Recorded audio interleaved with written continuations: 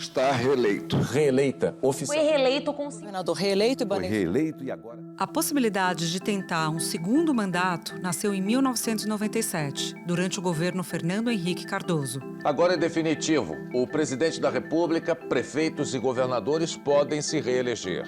A emenda constitucional foi aprovada no início da noite pelo Senado e imediatamente promulgada pelo presidente do Congresso Nacional. De lá para cá, todos os presidentes que disputaram para continuar no poder foram eleitos, com exceção de um. Às 19h57, a Justiça Eleitoral acaba de confirmar a vitória de Luiz Inácio Lula da Silva, do PT. Desde que o Instituto da Reeleição foi estabelecido, todos os que tentaram se reeleger. Bolsonaro é o primeiro a tentar e a não conseguir se reeleger. Prefeitos e governadores que tentam a reeleição também têm altas taxas de sucesso.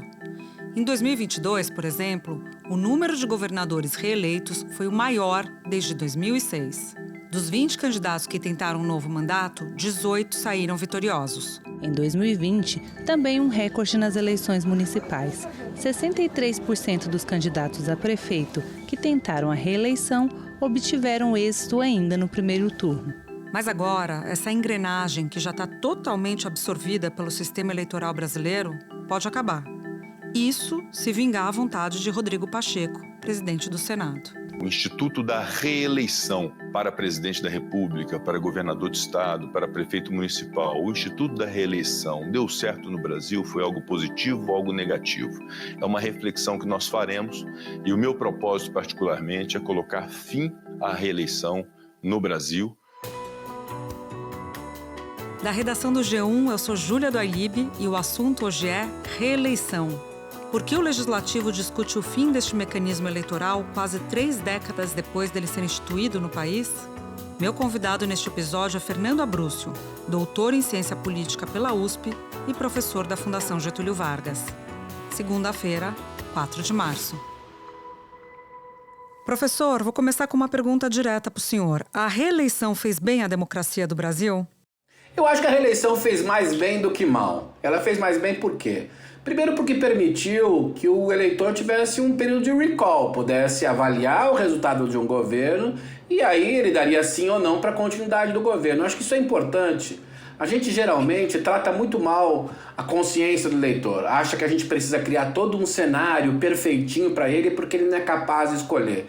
Eu não acredito nisso não, Júlia. Eu acho que os resultados de pesquisa mostram que os eleitores são mais argutos do que os analistas imaginam. Então esse recall foi uma coisa boa. Uma segunda coisa boa, Júlia, mais no plano federal, mas também às vezes no estadual e municipal, a reeleição permitiu a continuidade de políticas públicas. Talvez sem reeleição, Júlia, não houvesse plano real, não houvesse Bolsa Família, e não houvesse uma série de medidas, por exemplo, na educação, que passaram por estados e municípios e que a reeleição obrigou, de alguma maneira, que governadores e prefeitos continuassem aquelas medidas. Antes da reeleição era ainda muito pior. Quer dizer, vamos lembrar, Maluf e Celso Pitta. É preciso continuar, é preciso transformar São Paulo numa cidade cada vez melhor. E o homem, para isso, tenha certeza, é o Pitta. Veja bem, garanto tanto que peço a vocês, votem no Pitta. E se ele não for um grande prefeito, nunca mais votem em mim. Quer dizer assim, se criavam figuras completamente sem nenhum sentido político, para depois aquele que criou, o criador, voltar. Só que no meio do caminho desorganizava-se o sistema político, criava-se mais corrupção, mais perda de dinheiro. Eu acho que quando se reclama da reeleição, não se percebe que ela é positiva. O problema está nas condições que governam a reeleição. E aí que nós temos que fazer mudanças e melhorar. Uma delas a gente fez, a Lei de Responsabilidade Fiscal. Quer dizer, a gente casou quase no tempo, alguns anos depois, a criação da LRF, e a LRF, junto com a reeleição, foi muito importante para evitar que o Brasil virasse, na verdade, um cassino de dívida dos estados e municípios. O Brasil era um cassino de dívida dos estados e municípios nas décadas de 80 e 90. Hoje não é. Então, eu acho que é importante pensar que, quando criticamos a reeleição, devemos criticar os elementos que geram perversidade na reeleição. E não a reeleição em si, porque antes da reeleição era muito pior. Imagine se nós não tivéssemos reeleição agora, a briga que haveria na base governista, se nós não tivéssemos reeleição na época em que o Bolsonaro concorreu à sua reeleição, a candidatura dele ia ser montada com o mesmo dinheiro, mais de 100 bilhões que ele arranjou no último ano, e pior, tentando criar uma imagem, uma figura política sem estofo algum, só para guardar o lugar para o Bolsonaro voltar depois. Então, ótimo, porque essa era a minha segunda pergunta sobre o uso da máquina, que é uma discussão que sempre vem casada quando a gente fala reeleição, e o senhor já a respondeu. Então, eu vou partir aqui para a terceira. O Rodrigo Pacheco, que é o presidente do Congresso, diz que o fim da reeleição para cargos executivos é uma prioridade do Senado para esse ano de 2024. Eu quero, então, te perguntar por que o senhor acha que, neste momento, isso se torna uma prioridade? Eu acho que, primeiro, tanto o Arthur Lira quanto o Rodrigo Pacheco, por conta de toda a história de como funciona a relação entre executivo e legislativo, as críticas ao Centrão, as críticas a esse emendismo que cresceu gigantescamente no país, precisam dar uma piscadela para a opinião pública. E esse assunto, acabar com a reeleição, é um assunto que no senso comum da opinião pública tem bastante apoio. Atualmente, uma PEC do senador Jorge Cajuru aguarda relatoria na Comissão de Constituição e Justiça. O texto aumenta de 4 para 5 anos os mandatos dos chefes do Poder Executivo.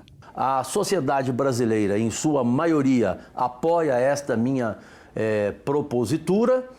E temos agora que colocar em fevereiro, conforme prometeu o Rodrigo Pacheco na última reunião dos líderes. Então o Rodrigo Pacheco faz um pouco uma piscadela para a opinião pública, continuando a atuar junto ao Legislativo do mesmo modo que atuava antes dessa medida. Segundo, eu acho que também é uma piscadela do Rodrigo Pacheco para os independentes no Senado.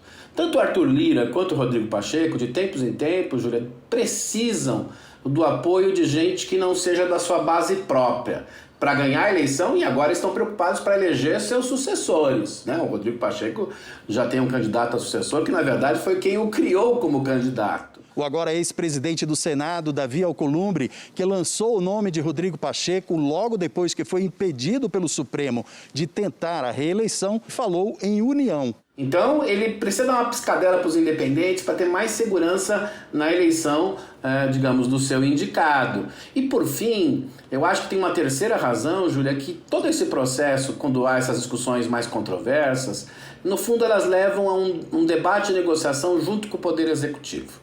Assim foi na questão do Supremo. O Rodrigo Pacheco viu que isso tinha um certo apoio na opinião pública. Nós temos uma pauta que eu considero importante, que é a discussão sobre a reeleição no Brasil. Há uma série de medidas, inclusive essas de equilíbrio entre os poderes, como foi a PEC das decisões monocráticas, como é a discussão dos mandatos de ministros do Supremo Tribunal Federal.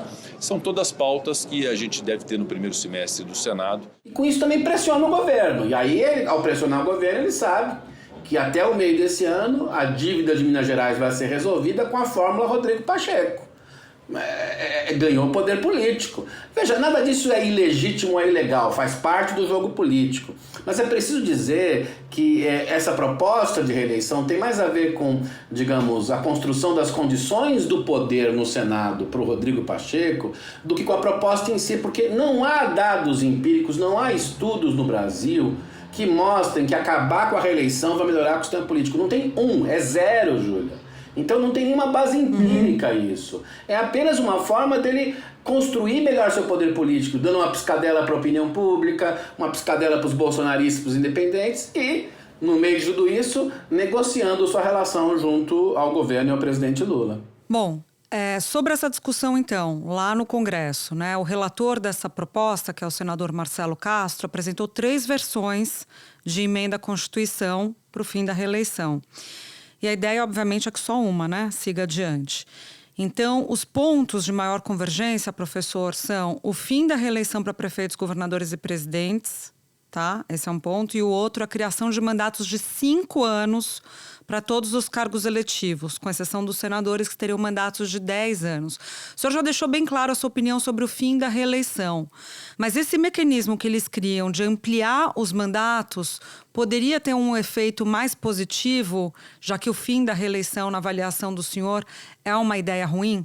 Olha, eu acho que a emenda é pior do que o soneto, Júlia, porque, primeiro, ampliar o mandato desses cargos, o Senado para 10 anos, a opinião pública não vai engolir isso nunca, Júlia. Imagina você falar, você vai eleger um senador que vai ficar 10 anos no Senado. Uma menor chance disso ter, digamos, boa receptividade na opinião pública. Segundo, mudar de 4 para 5 para fazer isso, você está beneficiando um grupo de prefeitos num determinado momento em que o Congresso Nacional tem um enorme poder via emendas parlamentares. Isso tem nome, se chama casuísmo.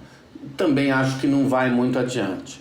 Eu acho que é pior porque essas propostas de transição só pioram a proposta em si. Tornam mais difícil aprovar porque 10 anos para senador, olha, os deputados não vão querer ter um colega ali ao lado tendo um mandato de 10 anos enquanto eles têm um mandato menor. Isso não vai passar. Mas é pior a situação porque politicamente, Júlia, prefeitos e governadores vão na Câmara Federal. Vão na Câmara Federal, são 5.500, o ano que vem, 5.569 prefeitos, os governadores, e vão dizer, bom, como que não podemos ter reeleição?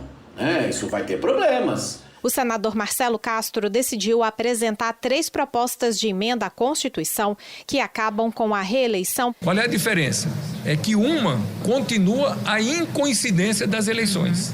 Então, hoje, nós temos eleição de 2 em 2 anos. Se passar essa da incoincidência, nós teremos eleições gerais no ano, 3 anos depois eleições municipais, 2 anos depois eleições gerais. Então, fica de 3 e 2 anos. Se for coincidência, para que as eleições se realizem todas num dia só.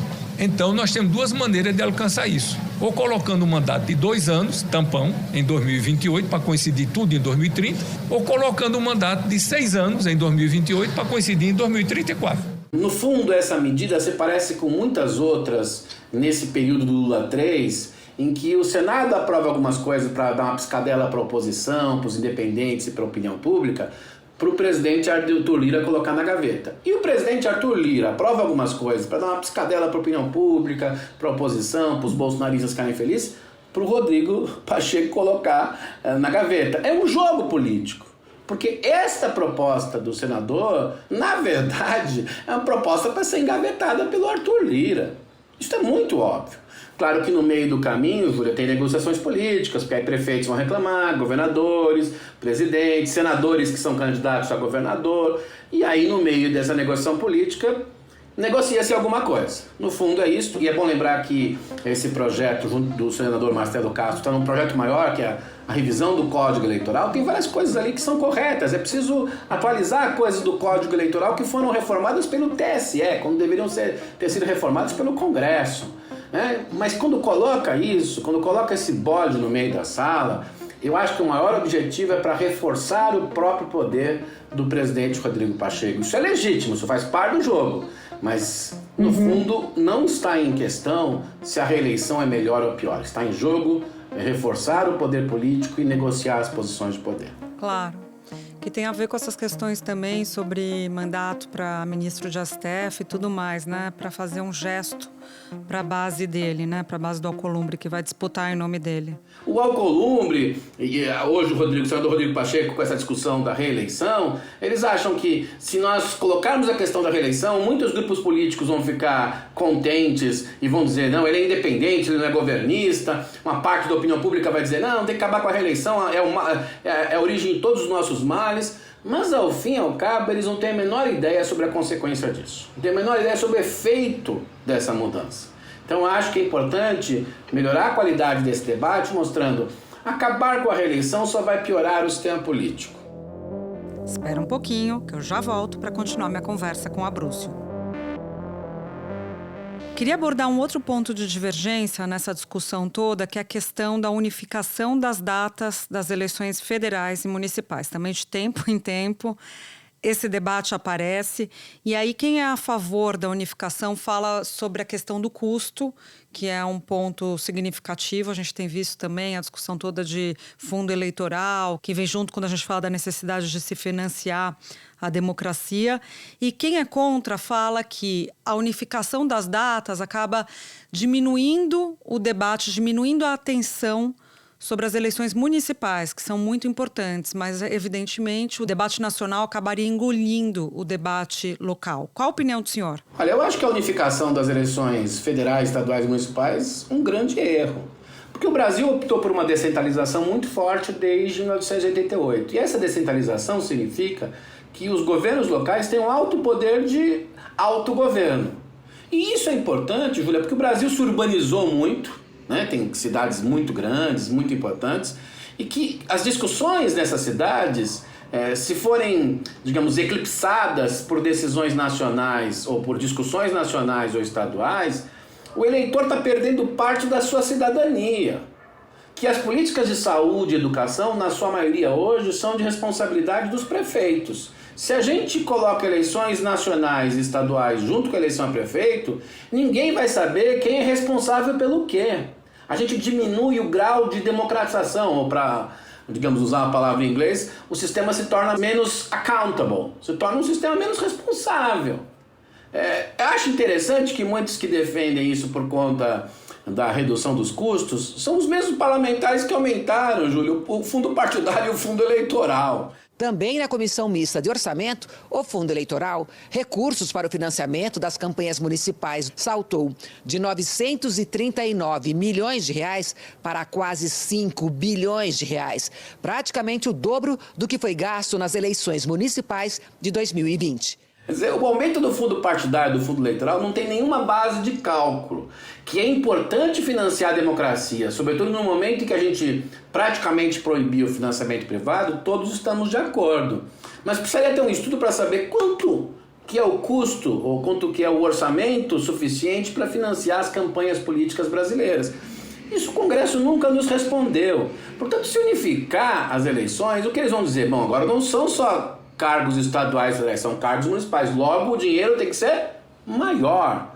Então, eu acho que isso é um biombo, novamente, e que não ataca o problema que me parece mais importante, que é o seguinte: as cidades, os municípios, são muito importantes para a sociedade brasileira. Nós temos que, antes de ser cidadãos, para lembrar os urbanos, temos que ser citadinos. Saber como cobrar o prefeito é a melhor escola política para cobrar o governador e o presidente. É a melhor escola democrática. Então, se a gente conseguir ter um processo, digamos, político municipal forte, isto favorece ter um processo político mais forte em todo o país. Num país que até pouco tempo, muito pouco tempo, Júlia, política local era o Odorico Paraguaçu. Povo de Sucupira! Se eleito, o meu primeiro ato como prefeito vai ser o de cumprir o funéreo dever de mandar fazer o construimento do cemitério municipal. Eu acho que a grande questão dessa discussão, que está por trás dessa discussão, é que há uma competição clara entre deputados federais e prefeitos. Isso é muito óbvio. Né? O crescimento das emendas foi uma forma dos deputados federais se fortalecerem junto aos prefeitos. Porque quando foi criada a reeleição a prefeito, e prefeito entrou nessa história, isso enfraqueceu os deputados federais por um bom tempo. A gente tinha mais de centena de deputados federais concorrendo a prefeito. Se você olhar agora, foram pouquíssimos deputados federais concorrendo a prefeito. Por quê? Porque eles têm emenda PIX, né? Vai direto, cai de helicóptero na cidade. E isso é muito ruim porque enfraquece o federalismo, enfraquece o governo local.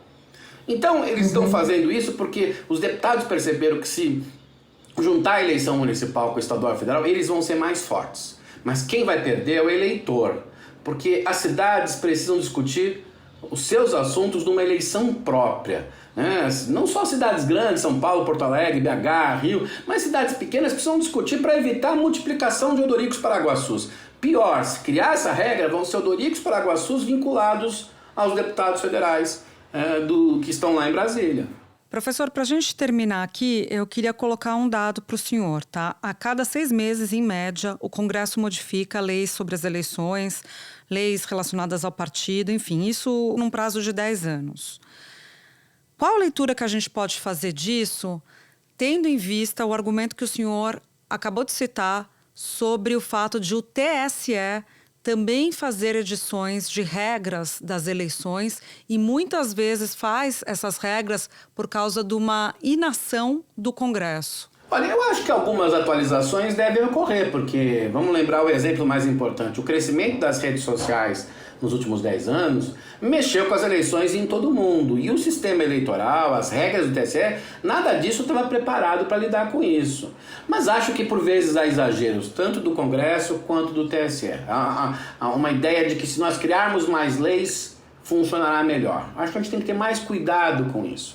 Toda vez que a gente cria uma norma legal, de amplo alcance, precisa ter alguma evidência que justifique essa mudança. Nós tivemos agora uma decisão do TSE sobre fake news, inteligência artificial, que me parece bastante interessante. É bom lembrar que foi uma discussão em que o TSE, inclusive, conversou com especialistas. Eu acho que se a Câmara e o Senado agora quiserem mudar coisas do Código Eleitoral, e acho que algumas coisas têm que ser atualizadas, porque houve mudanças muito tópicas nos últimos anos, conversar com especialistas, discutir com a sociedade, não fazer correndo esse processo. Não há nenhuma razão de fazer correndo essa transformação, porque depois acontece o que nós tivemos nessa semana, a decisão do Supremo em relação às sobras eleitorais. O Supremo Tribunal Federal considerou inconstitucional uma mudança na lei eleitoral feita em 2021 e que interferiu no resultado da eleição de deputados em 2022. O julgamento terminou com um placar de 7-4. A alteração das regras na distribuição das sobras eleitorais foi considerada inconstitucional. Foi uma legislação feita de sopetão pelo Congresso, vai lá. O Congresso descobre, uma parte do Congresso descobre que ele foi prejudicado pelas próprias regras que ele criou e o Supremo vai lá e tenta resolver. Às vezes nós temos que ter mais parcimônia em reformas institucionais e reformas políticas. Saber exatamente quais são os efeitos das instituições, mudar com calma. Essa mudança, por exemplo, em relação à coligação partidária, sobre esse quociente nacional dos partidos, ela é uma mudança boa porque ela tem uma transição de vários anos. Isso me parece inteligente. Agora, querer mudar do dia para a noite a reeleição, o tamanho do mandato, a junção das eleições e outras coisas mais é produzir caos. Eu acho que a gente precisa ter mais cuidado com isso e fazer reformas mais incrementais, paulatinas no sistema político, porque isso tem mais chances de dar certo do que um Big Bang que, em vez de organizar, desorganiza a cabeça do eleitor e permite a ascensão de líderes populistas. Professor Fernando Abrúcio, muito obrigada pela sua presença aqui no assunto. Fernando Abrúcio foi meu professor na faculdade, então é uma honra enorme estar ouvindo ele aqui com vocês. Obrigada, viu? Fica o convite para uma próxima vez. Obrigado, Júlia. Este foi o Assunto, podcast diário disponível no G1, no Globoplay ou na sua plataforma de áudio preferida. Comigo na equipe do Assunto estão Mônica Mariotti, Amanda Polato, Carol Lorenzetti, Luiz Felipe Silva, Thiago Kazuroski e Gabriel de Campos. Neste episódio colaborou também Sara Rezende. Eu sou Júlia do Alibe e fico por aqui. Até o próximo assunto.